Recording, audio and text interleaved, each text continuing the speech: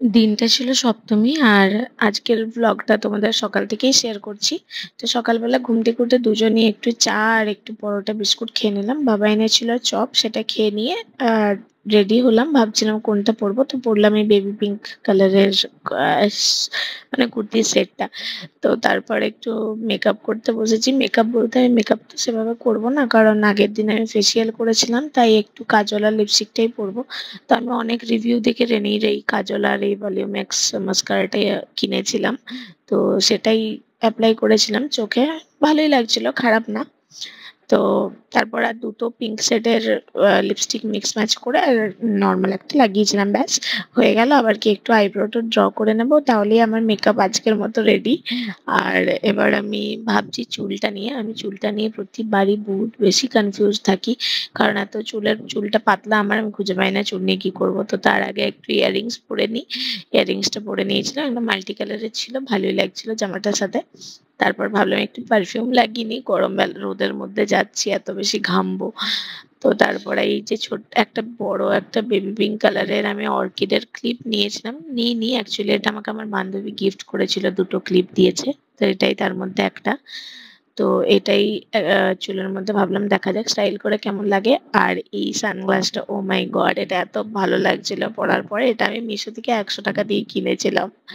তো এইটাই ছিল আমি ফাইনাল রেডি। তারপরে আমরা বেরোলাম বাইরে ঘুরতে যাওয়ার জন্য। এখন বাজে মোটামুটি ওই 11টা, ভীষণ রোদ উঠে গেছে অলরেডি। আজকে অনেকগুলোই প্যান্ডেল ঘুরবো ভেবেছিলাম। তো এটাই ছিল তার মধ্যে ফার্স্ট। এটা প্যান্ডেল বলতে একটা ঘরোয়া পুজো ছিল, যেটা ভীষণ সুন্দর ছিল মূর্তিটা। আর নেক্সট ছিল এটা, বেশ ভালো রকমের প্যান্ডেলগুলো, কি রকমের থিম করেছিল ঠিক বুঝতে পারিনি, তবে যেটাই হোক খুব ভালো করেছিল প্যান্ডেলটা, ভেতরটাও বেশ সুন্দর। তো এই অবস্থাতেও ছবি তোলার এত প্রবলেম, রাত্রে হলে তো আরোই অসুবিধা হয়, পুরো রাস্তা ব্লক থাকে। আর এই হচ্ছে সকালবেলায় ভিড়ের অবস্থা। সেকেন্ড ছিল এটা, দেখেছিলাম লালবাজারে, এটাও ভালো ছিল প্যান্ডেলগুলো, ভেতরগুলো খুব সুন্দর, প্রতিমাগুলো ভীষণই ভালো, প্রত্যেকটার আলাদা আলাদা প্রতিমা, আর ভেতরের সাজানোটাও বেশ সুন্দর করেছিল। তারপরে ওখান থেকে বেরিয়ে একটু আখের রস খেলাম।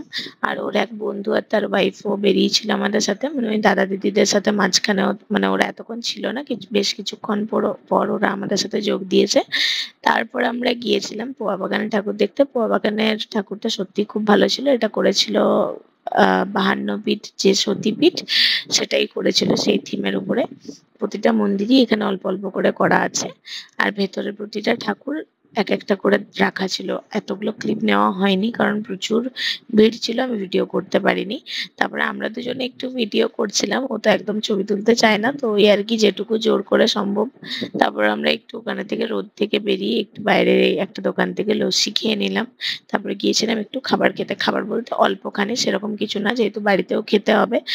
তো আমি যদিও খেতে পারিনি বাড়ি এসে, তো এত গরম, আমরা মেন তো ওই এসিতে বসে থাকার জন্যই আর কি খেতে ঢোকা আমাদের।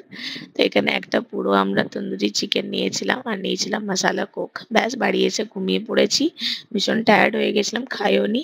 আর ব্যাস সন্ধ্যেবেলায় এই কর্ড সেটটা পরেছিলাম আমি, পার্পলটা। সন্ধ্যেবেলা তো আমি মেকআপ করিনি, শুধুমাত্র একটু কাজল আর লিপস্টিকটাই পরেছিলাম।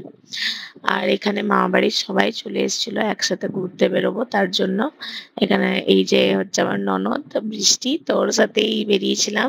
আমি আর কি ওর সাথে হাঁটছিলাম, তারপরে এক কাপ কফি খেয়ে একটু হাঁটছি আর কি সবাই মিলে। তো এত ভিড় এখানে, আর এই গরমের মধ্যে, ও বাপরে! এখানে রাত্রেবেলা আমরা যদিও বেশি কিছু দেখতে পারিনি। ফার্স্ট প্যান্ডেল এটা দেখেছিলাম, এটাও বেশ ভালো ছিল ভেতরটা। একটারও সেভাবে থিম, মানে খুব একটা বুঝতে পারিনি। তো সব থেকে বেশি এটা ঠাকুরটা ভীষণ কিউট ছিল। তারপরে এটা ছিল সেকেন্ড প্যান্ডেল। ব্যাস এখান থেকে আমরা সোজা বাড়ি গিয়েছি, আর আমরা ঘুরিনি, আর রাত্রে কিছু খাওয়া দাওয়াও করা হয়নি, তাই তোমাদের সাথে শেয়ার করলাম না।